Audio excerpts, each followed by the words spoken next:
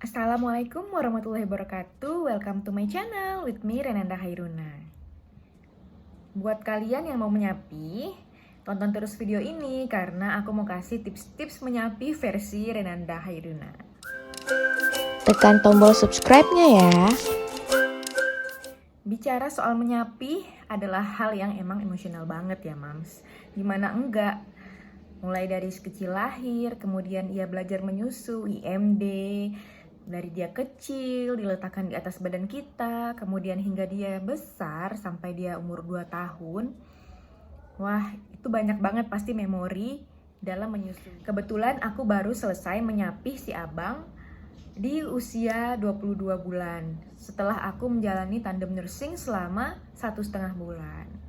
Berhubung cuti melahirkanku udah mau berakhir dan aku sebentar lagi akan masuk kerja lagi. Jadi ya aku memutuskan untuk menyapih si abang. Saat menyapih nanti kalian juga harus menyiapkan diri jika terjadi payudara yang membengkak gitu ya. Membengkak seperti hampir mastitis gitu. Karena aku sendiri mengalaminya. Aku tuh kayak menyapih itu memang tanpa literasi yang cukup, jadi aku memang nggak terlalu melihat YouTube gitu ya, seperti video-video ini.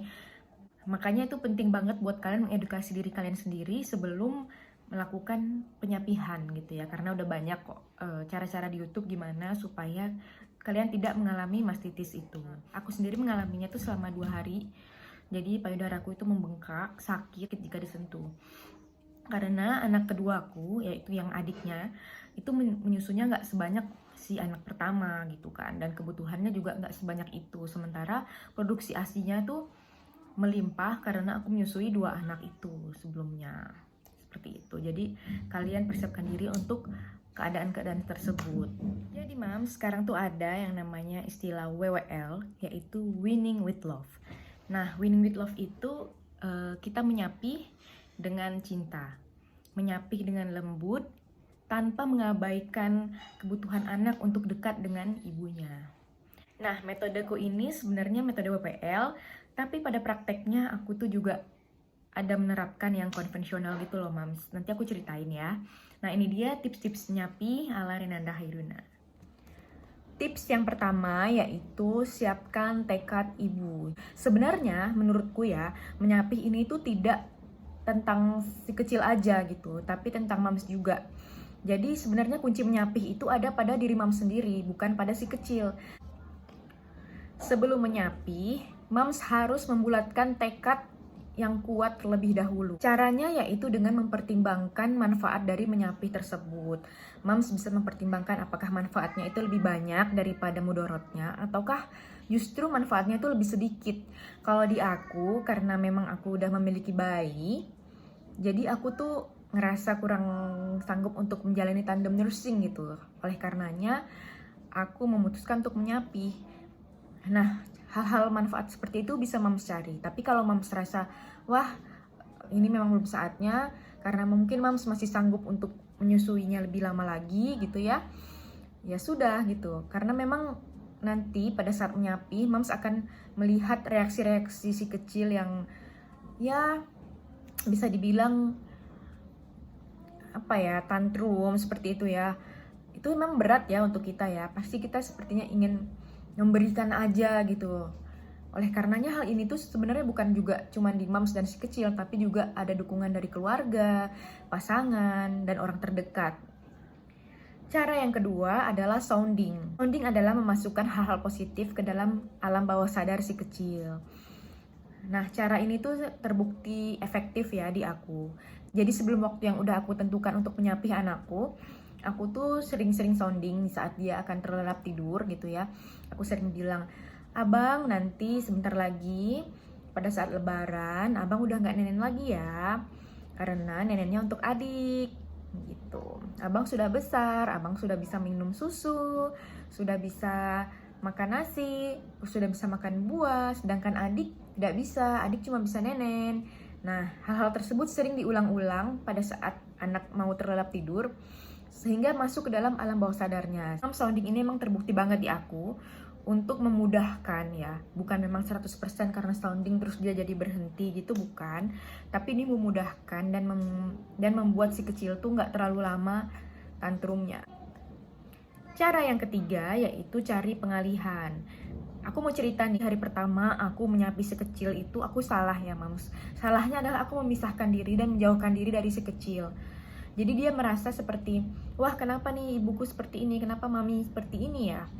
Karena aku kan kayak denger dari orang-orang tua gitu ya, kalau tidurnya harus dipisah, kemudian nggak boleh menunjukkan nenek di depan dia, seperti itu gitu. Sebenarnya cara itu nggak efektif di anak aku, mungkin di sebagian anak yang lain tuh efektif, tapi bukan di anak aku. Jadi dia nggak ngerasa aku menjauh dari dia, sehingga dia makin tantrum gitu loh. Dari seharian itu dia tantrum, diajak ini itu salah, semua salah gitu ya, karena kan dia nenen itu sebenarnya juga untuk pengantar tidur ya. Jadi selain karena dia ngantuk, dia ingin nenen, jadilah wah pokoknya nangis yang memang kejer banget gitu, yang sedih banget gitu ya. Nah ternyata cara meredakan nangisnya adalah dengan aku peluk dia Mams. Terakhir tuh aku nggak tega, aku udah bertekad aku nggak akan kasih nenen, aku cuma mau peluk aja. Oke, akhirnya aku peluk. Nah saat peluk itu aku membacakan buku cerita dan juga mendongeng gitu ya, walaupun dongeng yang ngarang gitu ya Mams, tapi itu ampuh banget untuk sebagai pengantar tidur dia gitu. Jadi sejak saat itu aku dan suamiku bergantian menidurkan anak aku itu dengan cara membacakan dongeng atau buku cerita. Seperti itu. Itu contoh pengalihan ya. Mams bisa mencari hal yang lain, mungkin seperti mendengarkan lagu atau bernyanyi sampai dia mengantuk, atau dipukul-pukul pantatnya gitu ya, atau dielus-elus punggungnya. Ya, cari cara lain gitu. Jadi mengganti bedtime rutinnya dari nenen menjadi hal yang lain seperti itu. Cara yang terakhir yaitu meminta dukungan suami dan keluarga.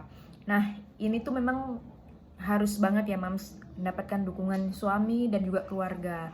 Karena memang menyapi itu bukan hal yang mudah. Anak akan tantrum, anak akan menjadi lebih rewel dari biasanya. Dan saat itu kita mungkin sulit untuk membujuknya ya Mams. Nah, disitulah peran suami untuk mengalihkan perhatian si kecil dari nenen tersebut. Selain suami ada juga ibu atau mertua yang mungkin bisa mengalihkan perhatian si kecil dari nenen. Jadi alhamdulillah anak aku tuh berhasil lepas menyusui dari hari pertama sejak aku memutuskan untuk berhenti menyusui dia.